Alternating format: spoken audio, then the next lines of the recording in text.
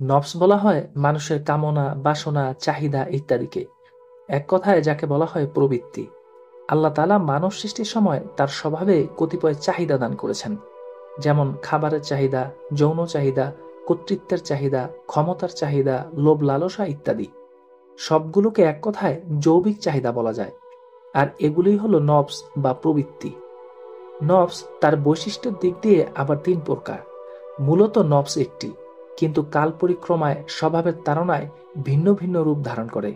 তাই বলা যায় অবস্থানের দিক দিয়ে নফস তিন প্রকার: নফসে আম্মারা, নফসে লাওয়ামা, নফসে মুতমাইন্না।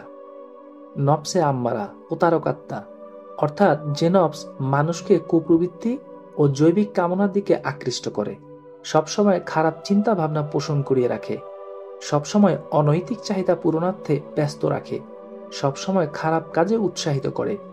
এই নফস সম্পর্কে পবিত্র কোরআনে বলা হয়েছে, মানুষের মন অবশ্যই মন্দ কর্মপ্রবণ, কিন্তু সে নয় যার প্রতি আমার রব অনুগ্রহ করেন। নিশ্চয়ই আমার রব অতি ক্ষমাশীল ও দয়ালু। নফসের লাওয়ামা অনুশোচনাকারী আত্মা, অর্থাৎ যে নফস অন্যায় করার পর আমাদের হৃদয়ে অনুশোচনার উদ্রেক করে। কোরআনে মহান রব্বুল আলামিন নফসের লাওয়ামার কথা উল্লেখ করে বলেন, আরো শপথ করি সেই মনের যে নিজেকে ধিক্কার দেয়। তাফসিরে মারিফুল কোরআনে নফসের লাওয়ামা সম্পর্কে বলা হয়েছে, নফসের লাওয়ামা এমন একটি নফস যা নিজের কাজকর্মের হিসাব নিয়ে নিজেকে ধিক্কার দেয়, অর্থাৎ কৃত গুনাহ অথবা ওয়াজিব কর্মের ত্রুটির কারণে নিজেকে ভৎসনা করে। আপনি কোনো সৎকর্ম করলেও এই বলে তিরস্কার দেয় যে আরো বেশি সৎকাজ সম্পাদন করে উচ্চ মর্যাদা লাভ করলে না কেন। হযরত হাসান বসরি রহমুল্লাহ নফসে লাওয়ামার তাফসির করেছেন নফসে মুমিনা। তিনি বলেন, আল্লাহর কসম, মুমিন তো নিজেকে সর্বদা সর্বাবস্থায় ধিক্কার দেয়, ভালো কাজেও আন্তরিকতার অভাব ও ত্রুটি অনুভব করে, কেননা আল্লাহর হক পুরোপুরি আদায় করা সাধ্যাতীত ব্যাপার। ফলে তার দৃষ্টিতে ত্রুটি থাকে এবং তার জন্য নিজেকে ধিক্কার দেয়। নফসে মুতমাইন্না প্রশান্ত আত্মা, অর্থাৎ যে নফস সকল কালিমা থেকে মুক্ত এবং যাবতীয় মহৎ ভাবনায় পরিতৃপ্ত, সমস্ত খারাপ কর্মপ্রবণতা থেকে মুক্ত। এ প্রশান্ত আত্মা সম্পর্কে আল্লাহ সুবহানাহু ওয়া তাআলা বলেন, হে প্রশান্ত আত্মা, তুমি তোমার পালনকর্তার কাছে ফিরে যাও সন্তুষ্ট ও সন্তোষভাজন হয়ে। তাফসিরে মারিফুল কোরআনে নফসে মুতমাইন্না সম্পর্কে বলা হয়েছে, এ নফস আল্লাহর প্রতি তার সৃষ্টিগত ও আইনগত বিধিবিধানে সন্তুষ্ট। আল্লাহ তাআলাও তার প্রতি সন্তুষ্ট। মহান রব্বুল আলামিন এসব প্রশান্ত নফসকে সম্বোধন করে বলেন, আমার বিশেষ বান্দাদের কাতারভুক্ত হয়ে যাও এবং আমার জান্নাতে প্রবেশ করো। মূলত নফস একটি, অবস্থাভেদে তার গুণে পরিবর্তন আসে। নফস আমাদের কর্মের দ্বারা পরিবর্তিত হয়। যদি তা লাগামহীন হয়ে যায় তখন তা আম্মারায় পরিণত হয়, কিন্তু যখন নফসের লাগাম পরানো হয়, তার গোলামি পরিত্যাগ করা হয়, তখন ধীরে ধীরে তা মুতমাইন্নায় পরিণত হয়। এজন্যই বলা হয় নফসে আম্মারা প্রায় সকলের মধ্যে বিদ্যমান। তাই আমাদের সর্বপ্রথম কাজ হচ্ছে নফসে আম্মারাকে নফসে মুতমাইন্নায় ডাইভার্ট করা, যাতে নফসের গোলামি থেকে রক্ষা পাওয়া যায় এবং তার প্ররোচনা থেকে নিজেকে দূরে রাখা যায়। নফসকে কিভাবে ডাইভার্ট করবেন? নফসে আম্মারার কাজ হচ্ছে সর্বদা খারাপ কাজের প্ররোচনা দেওয়া। নফসে আম্মারা সবসময় আপনাকে আমাকে খারাপ কাজের প্রতি উৎসাহ প্রদান করে, আর অন্যদিকে নফসে মুতমাইন্না সর্বদা আল্লাহ ও তার রাসূল সাল্লাল্লাহু আলাইহি সাল্লামের হুকুম আহকামের প্রতি যত্নবান। সর্বদাই নফস আপনাকে আমাকে ভালো কাজের প্রতি উৎসাহ দিতে থাকে। সুতরাং যার নফস নফসে আম্মারা, সে সবসময় শুধু গুনাহের দিকে ধাবিত হতে থাকে। আর যার নফস নফসে মুতমাইন্না, সে সবসময় কল্যাণকর কাজের দিকে অগ্রসর হতে থাকে। তাই গুনাহ থেকে বেঁচে থাকতে এবং বেশি বেশি নেক কাজ করতে আমাদের নফসে আম্মারাকে নফসে মুতমাইন্নায় পরিণত করতে হবে।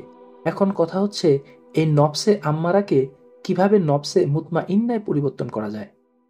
বেশি কিছু নয়, শুধু নফসের বিরুদ্ধে জোর জবরদস্তি চালাতে হবে। জানেন, সবকিছুর মূলে হচ্ছে এই নফস। এই নফসের চাহিদার ব্যাপারে যদি জোর জবরদস্তি করা যায়, তবে ওই নফস আম্মারা থেকে এমনি এমনি নফসে মুতমাইন্নায় পরিণত হবে।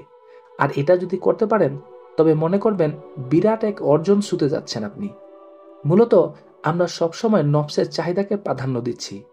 শরীয়তের নির্দেশ হলো তোমরা জামাতের সাথে নামাজ আদায় করো, আর নফস বলে আরে আজকে বাসায় নামাজ পড়ো, একদিন বাসায় নামাজ পড়লে তোমার কি এমন ক্ষতি হবে, নামাজ আদায় হলেই তো হলো।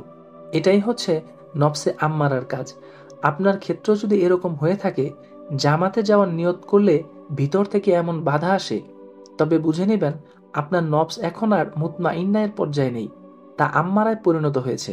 এমত অবস্থায় আপনার উচিত নফসকে ইসলাহ করা, তাকে আম্মারা থেকে মুতমাইন্নায় ডাইভার্ট করা। নফসকে ইসলাহ করার জন্য এরকম পরিস্থিতিতে আপনাকে নফসের উপর জোর জবরদস্তি চালাতে হবে। তখন যদি আপনি নফসের বিরুদ্ধে জোর জবরদস্তি না করে বাসায় নামাজ পড়ে নেন, তাহলে কেমন জানি নফসের বিরুদ্ধে আপনি পরাজয় বরণ করলেন। আর যদি তার বিরুদ্ধে গিয়ে তার সাথে লড়াই করে মসজিদে যেতে পারেন, তাহলে নিঃসন্দেহে আপনি নফসের উপর বিজয় অর্জন করলেন। আপনি সালাম ফিরে নামাজ শেষ করে জিকির করবেন বলে প্রস্তুতি নিচ্ছেন, এমন সময় নফস বলে, আরে ওঠো, জিকির রাস্তায়ও করতে পারবে। এই বলে নফস আপনাকে ধোঁকা দিতে চাইল, আপনিও নফসের কথা মতো উঠে গেলেন, নফসের চাহিদার প্রাধান্য দিলেন। দিনে আলোচনা চলছে, 5 মিনিট শুনতেই অধৈর্য হয়ে গেছেন। অপরদিকে ক্রিকেট খেলা দেখছেন, ঘন্টার পর ঘন্টা অতিবাহিত হচ্ছে, মনে হচ্ছে মাত্রই খেলা দেখতে শুরু করলেন। কোরআন তেলাওয়াত করতে বসেছেন, 5 মিনিট তেলাওয়াত করতেই মনে হয় 1 ঘন্টা তেলাওয়াত করে ফেলেছেন। অন্যদিকে প্রেমের উপন্যাস পড়তে বসেছেন, ঘন্টার পর ঘন্টা অতিবাহিত হচ্ছে, টেরই পাচ্ছেন না। এগুলোই নফসে আম্মারার কাজ। এমত অবস্থায় নফসের উপর জোর জবরদস্তি করে যদি তা ডাইভার্ট করতে না পারেন, তবে ধ্বংস অনিবার্য। নফসের প্রলোভন, নফসের প্ররোচনা, নফসের ধোঁকা, নফসের গোলামি থেকে রক্ষা পেতে অবশ্যই তাকে আম্মারা থেকে ডাইভার্ট করে মুতমাইন্নায় রূপান্তর করতে হবে। অন্যথায় নফসের মায়াজালে আবদ্ধ হয়ে দুনিয়া ও আখিরাত উভয় জগতেই হারাতে হবে। তাই নফসকে ইসলাহ করার জন্য আম্মারা থেকে মুতমাইন্নায় ডাইভার্ট করতে হবে। এজন্য অবশ্যই নফসের উপর জোর জবরদস্তি চালাতে হবে। নফসে আম্মারা যা চাইবে তা করা যাবে না, সবসময় এর বিপরীত করতে হবে। কারণ নফসে আম্মারা সারাক্ষণ আপনাকে আমাকে খারাপ কাজের দিকে উৎসাহ দিবে। নফসের উপর এই জোর জবরদস্তির কারণে একজন ব্যক্তি পরিপূর্ণ ভালো মানুষে রূপান্তরিত হবে, আর ব্যক্তির পরিবর্তনের কারণে গোটা সমাজ ও রাষ্ট্রের পরিবর্তন আসবে, যার ফলে নফসের বিরুদ্ধে জিহাদকে সর্বোত্তম জিহাদ বলা হয়েছে।